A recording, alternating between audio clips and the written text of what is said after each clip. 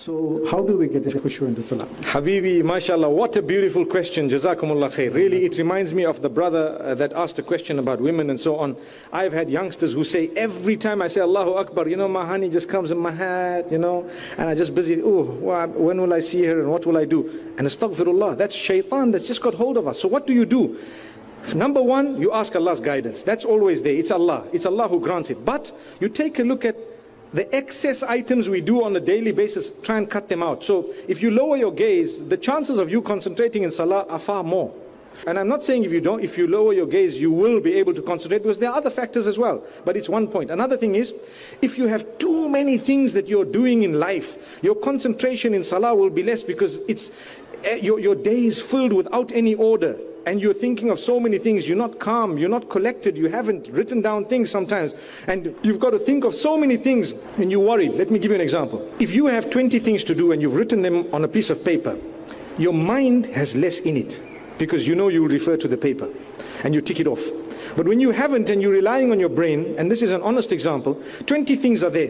When you start salah, you're remembering the 20 things I need to do, and then you're starting to say, Bismillahir Rahmanir Rahim, Alhamdulillah Rabbil Alameen, and so on. And I'm busy thinking my 20 things. As soon as I'm finished my salah, these 20 things here, and I start checking what's it. So what have I done? I've increased in my mind, put in something that I could have just put on a piece of paper and held it. A lot of us don't have a piece of paper. We just want to remember things. So there's no barakah in our day. I'm not saying you have to have a piece of paper. Today you have technology. You can, put it onto your phone. You can delegate it. It's like a man who has a business and his business has grown and he wants to be the head of every department. His business will come crashing. You have to delegate. You have to start developing it in such a way that you have a head of department who will do the small worries of every day. They will handle you. They report to you. If there's something big, you can handle it because now you're the CEO. But the problem with us is we want to handle every aspect of everything. Then when we get to salah, no concentration. So number one, to call out to Allah, to ask Allah to remove a lot of the excess thoughts and excess baggage that perhaps we have. Then what we also need to know is to increase the understanding of the Quran, so that when you are reading salah or fulfilling the salah, whatever you are saying, you know the meaning of it. The minute that happens, the chances of you dwindling in terms of concentration minimizes. Because I know, when I say Allahu Akbar, I enjoy that. Oh, my Maker is the greatest, the worshipped one is the greatest. He is definitely the greatest. And then I'm saying Subhanakallahumma wa bihamdik, or any other dua, whatever you're reading, and then your Surah Al-Fatiha, and I'm concentrating on the meaning and I know a lot about it. So increase your knowledge of what is being recited in salah and fulfilled. By the will of Allah, it will help you a lot. May Allah subhanahu wa ta'ala help us and guide us. And I'm so happy that you've asked, because it's actually revived my own commitment to concentration in salah. It happens to all of us. You've got to catch a flight and you Allahu Akbar and you wonder what the time is. Wonder what the time is.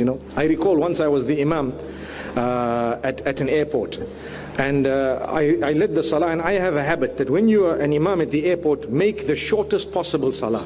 The reason is people are catching a flight at the back, and so I made a very short salah. And I was sitting after that, and there was a certain brother who spoke to me, and he said, I was in such and such an airport, and there was one imam, and he started leading salah, and he was reading so long that one by one the people started walking away.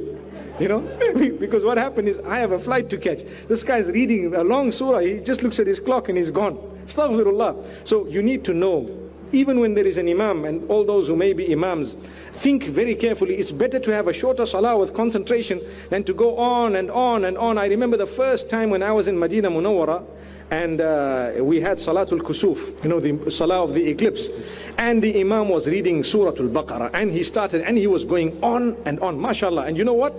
And then he says, Allahu Akbar, he says, Sami Allahu liman hamida, and he's reading again, and he goes on and on. And the people who joined were not expecting that. So I remember clearly in front of me, there was a man, a boy, a youngster, who picked out his bottle of water, opened it and had a sip, and he put it back. And I'm busy thinking, does this guy know what he did? And after salah, I told him, I said, you drank water? He said, no, I didn't. This shows concentration, no concentration, because it's prolonged. And I said, I swear you drank water. Do you have water in your pocket? He said, yes, I do. I said, look at it. He looked at it and it was half. He said, hey, when did I drink the water? So that's the thing. So may Allah help us to increase, inshallah, our concentration in salah. And may Allah subhanahu wa ta'ala guide us all, really.